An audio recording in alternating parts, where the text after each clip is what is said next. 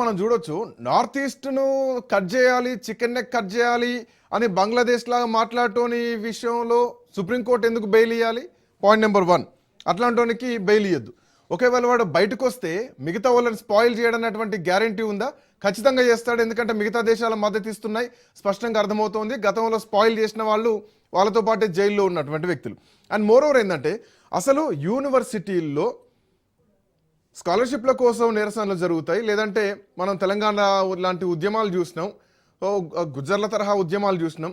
So ఒక రాష్ట్రం కోసం జరిగే ఉద్యమాలు వేరు, అన్నం కోసం ఉస్మానియా క్యాంపస్లో కేయూలో ఇప్పటికీ తిండి కోసం నిరసనలు జరుగుతూ ఉంటాయి, డౌన్ నినాదాలు చేస్తూ ఉంటారు.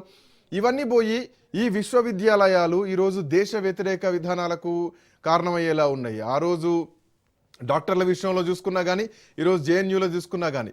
సో ఇక్కడ విద్యార్థుల విషయంలో యూనివర్సిటీలు కానీ ప్రభుత్వం కానీ కొంత కఠినంగా వ్యవహరించాలి, విశ్వవిద్యాలయాల విషయంలో కూడా కొంత కఠినంగా వ్యవహరించాల్సినటువంటి సమయం బహుశా వచ్చిందేమో ఇప్పుడు చూస్తే. వచ్చిందండి. ఇది నిరసన కాదండి, ఇప్పుడు వారు తెలియజేస్తున్న నిరసన కాదు, అదొక విధ్వంసపు ప్రదర్శన. అవును అవును, విధ్వంస ప్రదర్శన ఇది, నిరసన. నేను అత్యవసర పరిస్థితి సమయంలో విద్యార్థిగా ఉన్నాను ఆంధ్ర యూనివర్సిటీలో. అప్పుడు నిరసన ఎలా తెలియజేసాం మాకు తెలుసు, పోలీసులు మమ్మల్ని ఏం చేశారో తెలుసు. కానీ ఎక్కడా కూడా ఇంత దేశం వ్యతిరేకంగా నినాదాలు లేవు. ఎమర్జెన్సీ ఒక చర్యకు వ్యతిరేకంగా నినాదాలు చేశాం, అంతేగాని ఒక మనిషికో ఇందిరాగాంధీని వ్యక్తిగతంగానో సంజయ్ గాంధీని వ్యక్తిగతంగానో మేము ఎప్పుడు అనలేదు. రాజ్యాంగపరమైన రక్షణ కావాలని అడిగాను తప్పించి వ్యక్తిగతమైన స్వేచ్ఛ, ఇల్లీగల్ డిటెన్షన్ ఉండకూడదు అనేటువంటి నినాదాలు తప్పించి మనుషులను వ్యక్తిగతంగా ఏమీ అన్న సందర్భాలు లేవండి. నేను వ్యక్తిగతంగా దాంట్లో పార్టిసిపేట్ చేశానని చెప్తున్నా. ఇలాంటి సమయంలో నుంచి ఒక మనుషుల్ని, వ్యవస్థల్ని, అంటే వీలవుతే పార్లమెంట్లో బాంబులు పెడతామనేటువంటి భావజాలం, ఇది ఎటువంటి భావజాలం? అసలు పార్లమెంట్ మీద దాడిని సమర్థిస్తారు. బొంబాయిలో పాకిస్తానీ తీవ్రవాదులు వచ్చి చూస్తే వాళ్ళని సమర్థిస్తారు. బంగ్లాదేశ్లో ఉద్యమాలు చేసి మనకు వ్యతిరేకంగా అక్కడ వాళ్ళ పౌరులే, వాళ్ళ మతం వేరే కావచ్చు కానీ వాళ్ళంతా బంగ్లాదేశీ పౌరులే. ఆ బంగ్లాదేశీ హిందువులను చంపుతుంటే దాని గురించి మాట్లాడరు. ఇలాంటి భావజాలం అనేది ఇప్పుడు దీని వెనకాల అది కూడా కోణం కనిపిస్తోంది. ఇప్పుడు భారతదేశంలో బంగ్లాదేశీయులు చాలా మంది ఉన్నారు, పశ్చిమ బెంగాల్లో ఉండొచ్చు, ఢిల్లీలో ఉండొచ్చు, రకరకాల వేదికల్లో ఉండొచ్చు. సో వాళ్ళు రెచ్చగొట్టే విధంగానే వీళ్ళు కూడా చేసేటువంటి రెచ్చగొట్టే కామెంట్స్ కనిపిస్తున్నాయి. ఇప్పుడు బెయిల్ ఇవ్వను అని సుప్రీంకోర్టు చెప్తే వీళ్ళు ప్రొటెస్ట్ సుప్రీంకోర్టు మీద చేస్తారా? కోర్టుల మీద ప్రొటెస్టులు చేసేటువంటి స్థాయిలో ఈరోజు భారతదేశంలో విద్యార్థులు పోతున్నారా? ఎవరు రెచ్చగొడుతున్నారు, వెనకాల ఎవరెవరు ఉన్నారు? ఉగ్రవాదులు పట్టుకోవడానికి ఎన్ఐఏ పనిచేయడం కాదు, విద్యార్థుల వెనకాల ఎవరున్నారో కూడా తెలుసుకోవడానికి ఎన్ఐఏ ఇప్పుడు రంగంలో దిగాల్సినటువంటి అవసరం కనిపిస్తోంది. ఇప్పుడు రెండు రకాలుగా నష్టపోయిందండి. వారు నమ్మే భావజాలం ఏదైతే ఉందో ఆ భావజాలం ప్రపంచవ్యాప్తంగా ఓడిపోతోంది.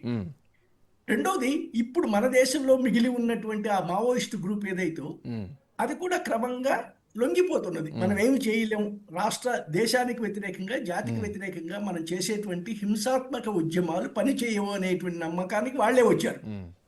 సో కాబట్టి ఎక్కడన్నా కొన్ని చీడ పురుగులు మిగిలిపోవచ్చు కానీ అడవిలో దాదాపుగా మిగిలిన వారందరూ వచ్చేస్తున్నారు. ఇది ఈ ఓటమిని తట్టుకోవటం, అంటే ఒక భావజాల ఓటమి అనేటువంటి తట్టుకోవటం చాలా కష్టంగా ఉందండి. ఆ భావజాలంలో ఇప్పుడిప్పుడే ప్రవేశించిన, విద్యార్థి దశలోనే ప్రవేశించిన ఈ కొత్త సైన్యం ఏదైతే ఉందో ఇది ఒక బాగా మత్తు ఎక్కించి బాగా విషం నింపి పంపించిన విష పురుగులు ఇవన్నీ.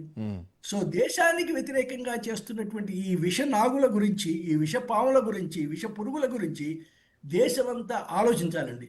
వీటిని చాలా చాలా చిన్న దశలోనే, అసలు కొంతకాలం విశ్వవిద్యాలయాలు మూసేసినా పర్వాలేదు, ముందు వీటిని ప్రక్షాళన చేసి ఇలాంటి దేశ వ్యతిరేక భావజాలం ఉన్న వారిని అందరినీ కడిగి పారేసి ప్రక్షాళన చేసి ఇక నోరు వెత్తనివ్వకుండా మిగతా విషయాల మీద మాట్లాడమని, ఈ బాధ్యత పరంగా మాత్రం వీళ్ళు మాట్లాడటానికి ఒక కామెంట్ మీరు మంచి కామెంట్ అన్నారు, యూనివర్సిటీలను ప్రక్షాళన చేయాలి, కొద్ది రోజులు మూసేసినా మంచిది అన్నది మీరు అన్న కామెంట్.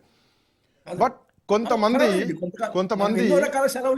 కన్నయ్య కుమార్ లాంటి కొంతమంది ఎవరైతే ఈ సోకాల్డ్ ఈ పేర్లు మనం ఎందుకు పలకడం కానీ దేశ విద్రోహ శక్తుల గురించి, వీళ్ళు యూనివర్సిటీలోకి వెళ్తే 40-50 ఏళ్ళు అందులోనే ఉంటారు, ఇక బయటికి రారు. కోర్సుల మీద కోర్సులు చేసుకుంటూ ఉంటారు, వాళ్ళు రాజకీయాలు చేస్తూ ఉంటారు, దేశ విద్రోహ చర్యలకు పాల్పడుతూ ఉంటారు, రెచ్చగొడుతూ ఉంటారు, మిగతా విద్యార్థుల మైండ్ స్పాయిల్ చేస్తూ ఉంటారు. కారణం ఏంటంటే అక్కడ తినడానికి తిండి ఉంటుంది, 30-40 రూపాయల్లోనే ఖర్చులు అయిపోతూ ఉంటాయి, ఉండడానికి ఫ్రీ ఫెసిలిటీలు ఉంటాయి, కోర్సులు చేస్తూ ఉంటారు, ఉద్యమాలు రెచ్చగొడతా ఉంటారు, దేశ వ్యతిరేక విధానాలకు పాల్పడుతూ ఉంటారు. ఎస్, మీరు అన్నమాట కరెక్ట్. ప్రక్షాళన చేయాల్సింది యూనివర్సిటీలను, రైట్.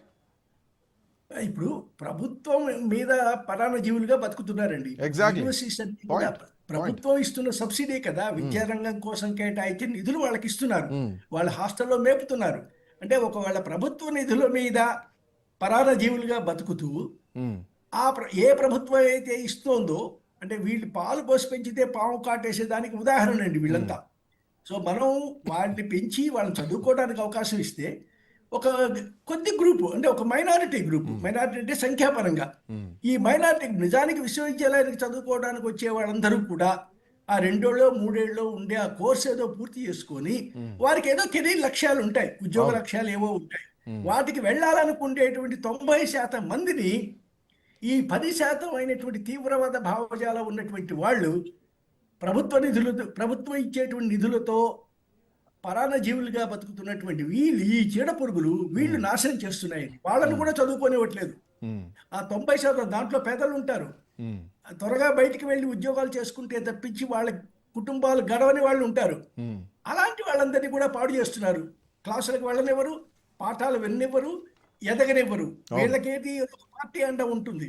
ఆ పార్టీ తర్వాత వీళ్ళని తీసుకెళ్లి సెక్రటరీలు గారో చేస్తూ చాలా మంది చూసాం కదా, జేఎన్యూ నుంచి వచ్చి పార్టీలో పై స్థాయి దాకా, జనరల్ సెక్రటరీ స్థాయి దాకా వెదిగిన నాయకులు చూసాం. వీళ్ళు ఈ 10 మందికి ఎక్కడొక్కడ వాళ్ళకి భోజనం పెట్టే పార్టీ ఉంటుంది, వారికి జీతాలు ఇచ్చే పార్టీలు ఉంటాయి, వారికి ఇచ్చేటువంటి విదేశీ శక్తులు కూడా ఉండవచ్చు. కానీ మిగతా 90 మంది యూనివర్సిటీలో 90% యూనివర్సిటీలో ఉండే విద్యార్థులందరూ కూడా సొంత డబ్బులతో చదువుకునే వాళ్ళు ఉన్నారు, వాళ్ళ తల్లిదండ్రులు కష్టపడి చదివిస్తున్నటువంటి వాళ్ళు ఉన్నారు. వీళ్ళు తొందరగా వెళ్ళి ఆ తల్లిదండ్రులకి ఆర్థికంగా సహాయపడటానికి ఏదో ఒక ఉద్యోగం చూసుకోవాల్సిన అవసరం ఉన్న వాళ్ళు ఉన్నారు.